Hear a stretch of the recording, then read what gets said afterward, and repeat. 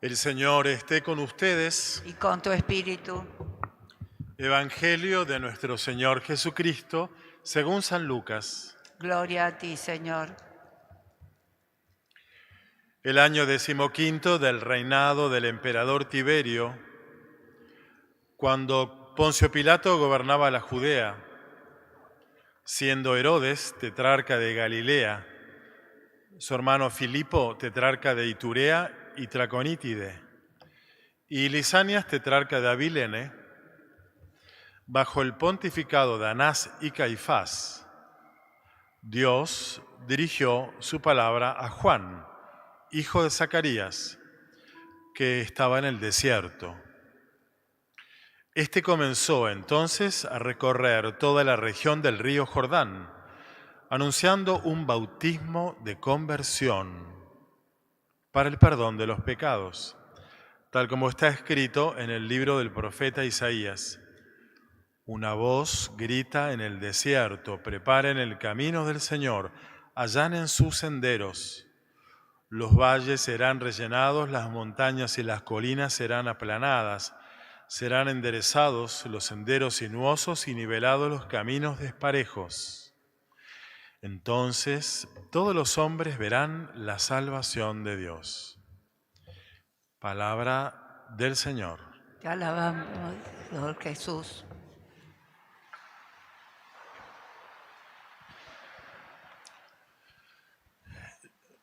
Nuestra experiencia de vida nos dice que cuando se producen cambios exteriores en nuestra vida, esos cambios están pidiendo una movilización interior, un movimiento interior, un cambio interior.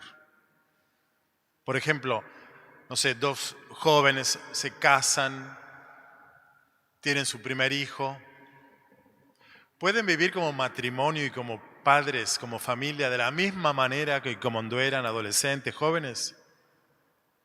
No, no pueden. Y si no cambian interiormente, que es un cambio gradual, ¿viste? Si no se convierten en jóvenes adultos maduros, si casados y como padres de familias pretenden tener la vida juvenil de solteros, algo no va a funcionar, algo va a acabar mal. Pero si hacen ese cambio interior, todo es favorable. Esto vale también cuando externamente nos ocurren cosas, sobre todo difíciles, adversas. Ese cambio de situación exterior nos convoca a un cambio interior. Puede ser el deterioro de la salud, por ejemplo, sea por una patología muy puntual y muy dura, o sea por nada, la acumulación de años y el endebilitamiento que uno va sintiendo. Ese cambio externo está convocando a una movilización interior, a una conversión, un cambio de actitud interior. Pueden ser problemas laborales, pueden ser problemas familiares. Siempre cuando cambian las circunstancias que nosotros no cambiamos, se nos vino esa nueva situación, la vida está pidiendo un movimiento interior. Y si uno rígidamente o indolentemente se queda en la misma actitud anterior, el cambio de las circunstancias nos lleva puestos. Nosotros hemos atravesado, y aún ahora todavía, un enorme cambio externo con el asunto del virus.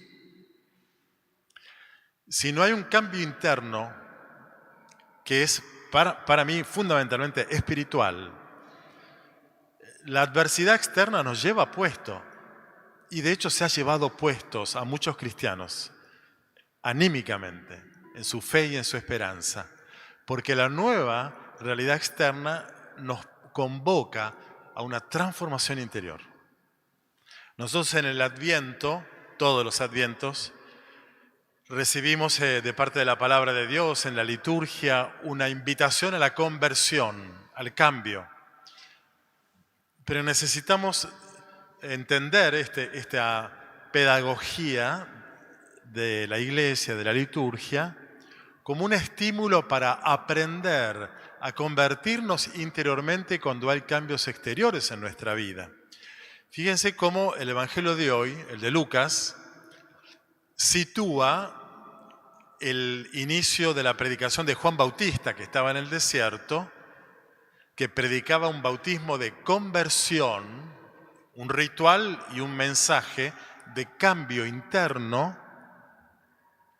Lo sitúa ese anuncio en una coordenada histórica muy precisa.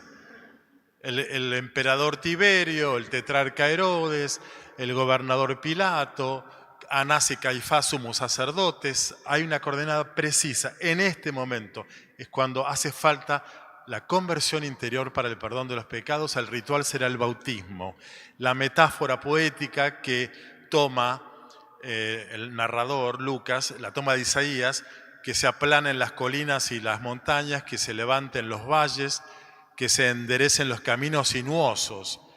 No puede haber una metáfora más tremenda de movimiento topográfico, diríamos, para aludir al movimiento psíquico y espiritual que está pidiendo esa coyuntura. Nosotros escuchamos también como primera lectura el libro de Baruch, donde el libro de Baruch es una síntesis de un montón de escritos.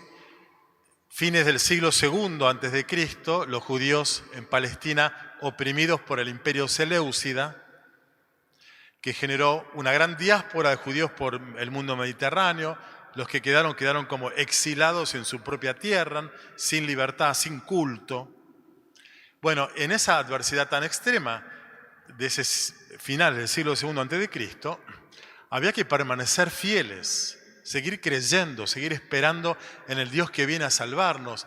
Bueno, se recogen escritos en este libro de Baruch, poniéndole al libro el nombre de ¿quién? ¿Quién era Baruch? El escriba, el amanuense del profeta Jeremías, 6 siglos antes de Cristo. ¿Dónde? Exilio en Babilonia, bajo el imperio caldeo. En esos 70 años de exilio, la esperanza de Israel cayó, pocos se mantuvieron fieles, un resto fiel, y el secretario del profeta Jeremías, que trataba de sostener la esperanza de la gente, el secretario era el ejemplo del judío fiel, que aún en la adversidad cree que Dios viene a salvarnos. Y este es el gran anuncio de Jeremías. Y entonces, la espiritualidad de la esperanza en aquel tiempo de adversidad, esa experiencia del exilio se convirtió como en el paradigma para todos los posteriores exilios que vivió Israel, tantísimos, para poder mantenerse fieles en la adversidad, y por eso le ponen a este libro el libro de Baruch, en homenaje al otro Baruch. Y entonces ahí lo que escuchábamos era cómo este hombre que escribe anuncia la transformación de una situación. Hay que hacer el cambio de la vestimenta de duelo para revestirse de gloria, de la gloria y la justicia del Señor, que viene a salvarnos. Y entonces también en el libro de Baruch aparece la metáfora de las colinas que hace falta aplanar, de los valles que hace falta levantar. Es decir, estamos, es verdad, exilados en nuestra propia tierra, bajo la dominación de los seleucidas. No hay motivos concretos para seguir entusiasmados, pero bueno, el Señor está y viene. Por eso es que siempre los cambios externos, en este caso difíciles, adversos, te están pidiendo una movilización interior, un cambio interior. Y yo me gusta concretarlo en 3 planos diferentes ahora, para bajar la reflexión. En el ámbito social, político-social, en el ámbito familiar y en el ámbito eclesial, en la iglesia. La Argentina está cambiando para peor. Año tras año crece el número de pobres y seguimos haciendo lo mismo. En el plano de la economía, en el plano de la corrupción. Y si no hay cambio en las políticas, en las estrategias de cómo salir de esto económicamente, socialmente, y si no hay una conversión por el lado de la justicia, del sistema judicial, que condene a los corruptos y rescate a los que intentan hacer las cosas bien. Argentina no va a cambiar, no hay esperanza si no hay un cambio moral, un cambio interior. Pareciera que las transformaciones para peor externas no provocan ninguna autocrítica interna. Familia. En los últimos 20 años, por poner una cifra, pero en los últimos más cercanos 5 o 6 años, hay una enorme transformación en la familia que están llamándola a un cambio interior de las nuevas generaciones familiares. La tasa de divorcio en los ámbitos urbanos es el 45%. ¿Cuál es la familia que se puede vivir con padres separados? Es difícil. Abnegados o asediados por la sobrecarga laboral para sostener la familia, ausentes quizás simbólicamente en la vida de sus hijos, se producen en las generaciones de niños y jóvenes, síntomas de mucha alerta, sobre todo en este año y medio posterior a la pandemia, ¿no? O con la pandemia. Las adicciones con sustancias de los jóvenes, el alcoholismo de los jóvenes. Los niños de primaria que se autoperciben niños cuando son niñas o se autoperciben niñas cuando son niños. Una confusión en la identidad de género muy grande, asediados por las nuevas ideologías que llegan, impuestas desde la educación pública o desde las redes sociales, que tienen como grandes consumidores a los chicos. Desde ese lugar, entonces, los chicos viven una gran angustia y confusión. Se cortan los brazos, se lastiman. Todo eso está claramente pidiendo una transformación interior de los que están construyendo sus familias en esta época. Y si no hay una conversión interna, no hay motivo para esperar algo nuevo y positivo. Ahora, si hay una transformación interior, un cuestionamiento, la familia puede renacer con un nuevo formato, pero como familia. Iglesia. La iglesia está viviendo un exilio en este momento social.